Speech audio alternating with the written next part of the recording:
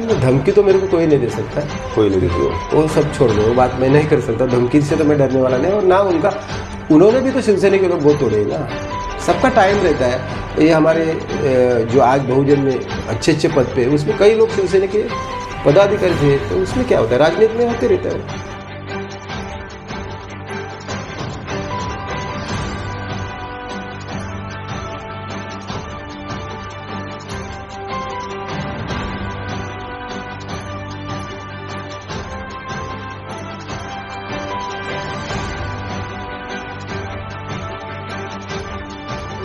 कुछ नहीं दूंगा मैं। देखिए, मैं दिघे साहब का शिष्य हूँ, मैं आज भी बोल रहा हूँ। स्वर्गीय आनंद दिघे साहब का शिष्य हूँ।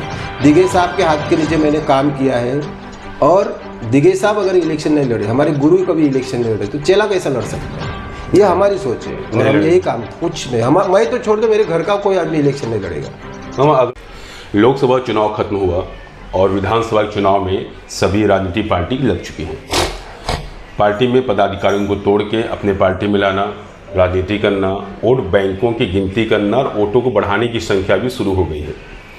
पालघर लोकसभा में जनिया मामा जनार्दन पाटिल, ये यूबीटी के नेता हैं, और ये काफ़ी माहिर हैं ऐसी राजनीति करने में। राजनीति, कूटनीति और दूसरे पक्ष के बड़े बड़े नेताओं को शिवसेना में शामिल करना, अलग अलग झटके देते आ रहे हैं।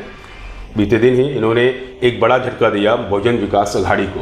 बहुजन विकास अघाड़ी के खासदार के उम्मीदवार बद्रीराम यादव के भाई को लाके शिवसेना में जोड़ दिया, और ऐसे नहीं, सीधा ले गए मातोश्री और धूम धड़ाके से बैंड बाजों के साथ उनका पक्ष प्रवेश करा दिया। मामा नमस्कार। नमस्कार। ये ऐसी हरकतें आप करते हैं जिससे बहुजन विकास अघाड़ी काफ़ी नाराज भी हो जाते हैं, क्या कहेंगे आप? ये राजनीति है ना, इसमें नाराज होने की क्या बात है? राजनीति में होते रहेगा, यहाँ के लोग वहाँ, वहाँ के लोग यहाँ, ये होते रहेगा, उसमें क्या। आपके इस कारनामे से पूरे सूबे में, पूरे ज़िले में हलचल मचा हुआ है कि इतने बड़े नेता को, इतने बड़े नेता के भाई को, और बहुजन विकास अघाड़ी के जो स्तंभ भी कहे जाते हैं, उनको आप शिवसेना में लेके आए। आप पहले भी विलास तारों को ला चुके हैं, तो क्या आप टारगेट खाली करते हैं बहुजन विकास अघाड़ी को? नहीं, राजनीति करना है तो ये सब होना जरूरी है। कोई भी कार्यकर्ता हो, उसका ध्यान होना चाहिए ना, कौन से पार्टी का कौन सा कार्यकर्ता कहाँ नाराज है। वो अगर जब अपने को मालूम होता है तो उनको अपने तरफ लाने का हम लोग कोशिश करते हैं, और शायद उन लोगों को अपना स्वभाव अच्छा लगता होगा, काम करने का तरीका अच्छा लगा होगा, तो आते हैं लोग।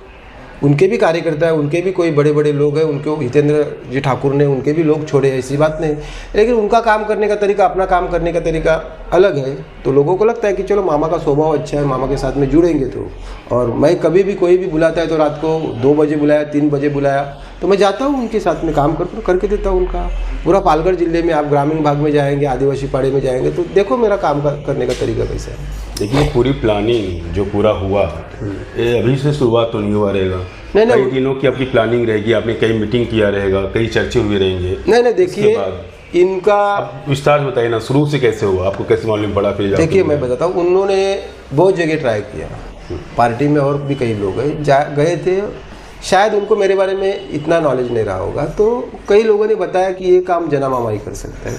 तो बस वो 2-4 दिन पहले ही मेरे पास आए, मतलब गणपति के टाइम पे मेरे पास आए। मेरे घर पे गणपति था, बर्थडे के दिन मेरे पास आए, और उसके बाद में एक बार आए, तो मैं बोला ठीक है, साहब का टाइम लेता, और मैं साहब का टाइम लिया और उनको लेके गया सीधा।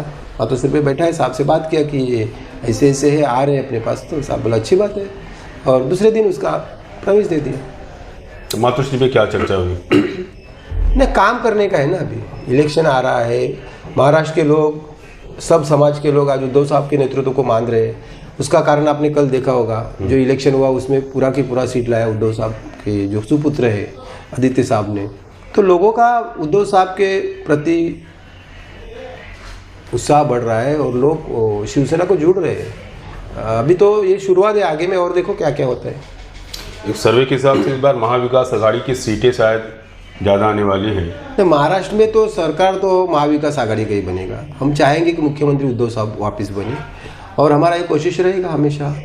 अभी आमदारकी का जो उम्मीदवार है, कभी भी कोई भी मतदार संघ में मेरा खुद का एक सोच है, मैंने उद्धव साहब को भी कल बताया कि कोई भी मतदार संघ में जब एक उम्मीदवार होता है तो उसको गुरूर रहता है कि मेरे से बड़ा कोई है ही नहीं।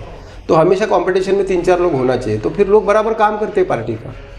आज हमारे पास विश्वास मोलवे जो था वो काम कर रहा था, शायद उसको लगता होगा कि मैं ही अकेला है, तो कंपटीशन में तो 2-4 लोग देना चाहिए हर एक मतदार संघ में।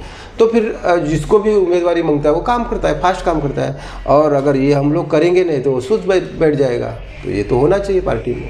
आपको नहीं लगता है जोड़ तोड़ से बहुजन विकास आघाड़ी आपसे नाराज़ होगी? आपको भी कभी फ़ोन नहीं आता, धमकी नहीं आती है? नहीं, धमकी तो मेरे को कोई नहीं दे सकता है, कोई नहीं दे सकता। वो सब छोड़ दो, वो बात मैं नहीं कर सकता। धमकी से तो मैं डरने वाला नहीं, और ना उन्होंने भी तो शिवसेना के लोग बहुत तोड़े हैं ना। सबका टाइम रहता है।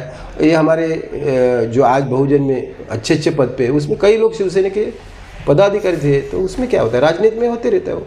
लेकिन बड़ा नेता कहा जाए, जो आपने विलास सरे, बाद में पंकज देशमुख, अब एक नए नेता, तो जिनके जो बड़े बड़े नेता उनको आप सीधा लेके आ रहे हैं, तो एक नेता 1000 के बराबर है। नहीं, देखिए मेरा काम करने का तरीका अलग है।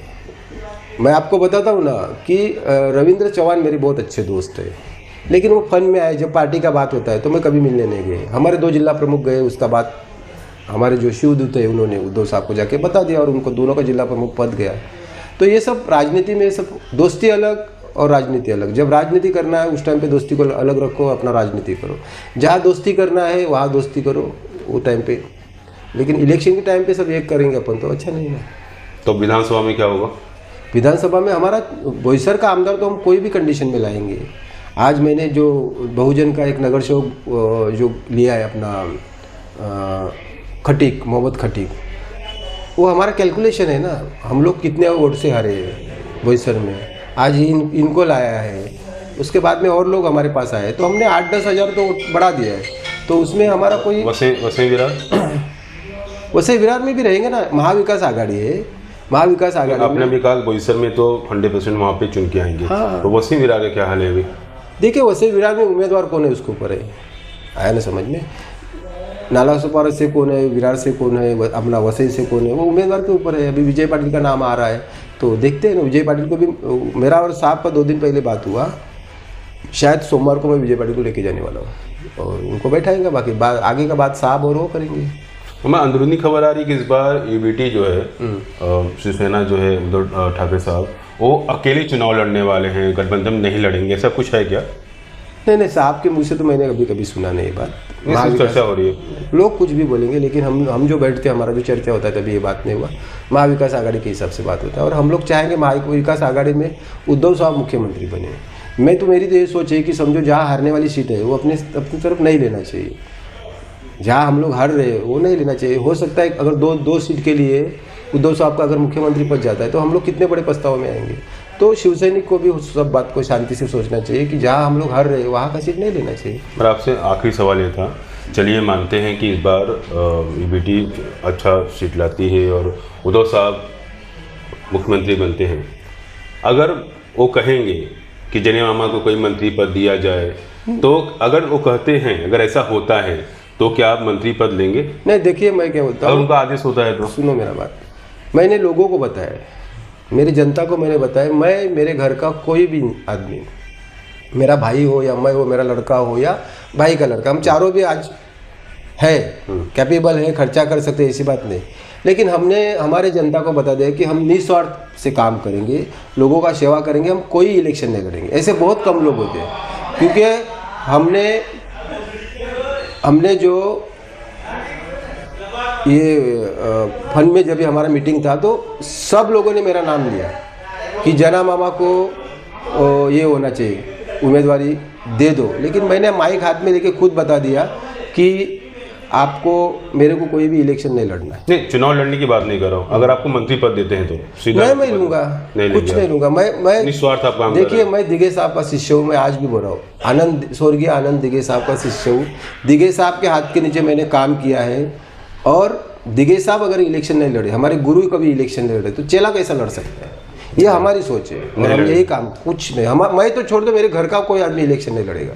मामा, अगला कौन आने वाला है ईबीटी में? आएंगे 2-3 नगर सेवक है, मैं अभी आज ही क्या आपको सिलसिला चलता रहेगा। तो ये इसमें तो आप सावध कर रहे हैं उनकी पार्टी के लोगों को, आएंगे ना, बहुत सारे लोग अभी खुश है, आ रहे। शिवसेना बढ़ रही, शिवसेना का काम आप बहुजन विकास आघाड़ी को टेंशन दे रहे हैं लगातार? नहीं, बहुजन विकास आघाड़ी को मेरे को टेंशन देने की जरूरत नहीं, हमारे भी कई लोग गए ना, कितने पुराने लोग गए क्या वही बदला चालू है आपका? नहीं, बदले का बात नहीं, राजनीति में होते रहता है, कई के लोग यहाँ के वहाँ जाएंगे, वहाँ के यहाँ आएंगे। नहीं, लगातार तो यहीं आ रहे हैं, वहाँ तो कोई जा नहीं रहा है। नहीं, अभी लोगों को काम पसंद आ रहा है ना शिवसेना का, शिवसेना में काम करने वाले लोग अच्छे आए हैं। शिवसेना का काम पसंद आ रहा है कि आपका काम पसंद आ रहा है? नहीं, मेरा मैं कैसा बताऊँ, इससे पहले नहीं हुआ है सब ना। नहीं, ये तो गुरूर होता है ना, अगर मैं मेरा सीना ठोक के बोलूँ कि मैं लोग देख रहे हैं ना, पहले ऐसा नहीं था, अभी लोग आना शुरू हो राजनीति गए में नहीं होता, जो भी होता है पार्टी का होता है, पार्टी का काम अच्छा हो रहा है। उद्धव साहब का आशीर्वाद है, उद्धव साहब ने हमारे ऊपर पूरा भरोसा रखा है, हमें पूरा छूट दिया है कि आप जैसा चाहे वैसा काम करो, तो गलत तो काम नहीं करना चाहिए ना। हमारे तरफ से कभी आरटीआई नहीं मारना, हमने देखा है कि कभी जनार्दन पाटिल ने 32-33 साल के राजनीति में कोई एक बिल्डर को धमकी दिया है, उनसे 5,000 रुपये वसूल करके लिया है, या कोई पावती फाड़ दिया है, या कहीं आरटीआई मारा है, क्या नगर पालिका का कोई ऑफिसर हमें बताए। हमारा ये काम नहीं है, हमारा धंधा है खुद का, हम लोग अच्छे पैसा कमा रहे हैं, तो हमारे कमाई का हम पार्टी को खर्चा कर रहे हैं और अच्छा खर्चा कर रहे हैं। जी, धन्यवाद मामा। ये थे जनार्दन पाटिल मामा, लगातार चर्चा में बने हैं क्योंकि राजनीति, कूटनीति और जोड़ तोड़ में इन समय माहिर हैं और लगातार दूसरे पक्ष के नेताओं को यूबीटी में लगातार जोड़ते जा रहे हैं। वसीम विरार पालघर में जो शिवसेना इतनी कमज़ोर थी, उद्धव ठाकरे साहब की शिवसेना जो कमज़ोर थी, लगातार मजबूत बनते जा रही है और ख़ास करके बहुजन विकास अघाड़ी को इसकी अधिक चिंता हो रही है क्योंकि उनके पक्ष के बड़े नेता, नगर सेवक लगातार यूबीटी में शामिल हो रहे हैं। अब जल्द ही विधानसभा चुनाव भी है, अब देखना ही होगा कि आने वाले वक्त में जनेवा मामा और कितने नेताओं को यूबीटी में जोड़ते हैं।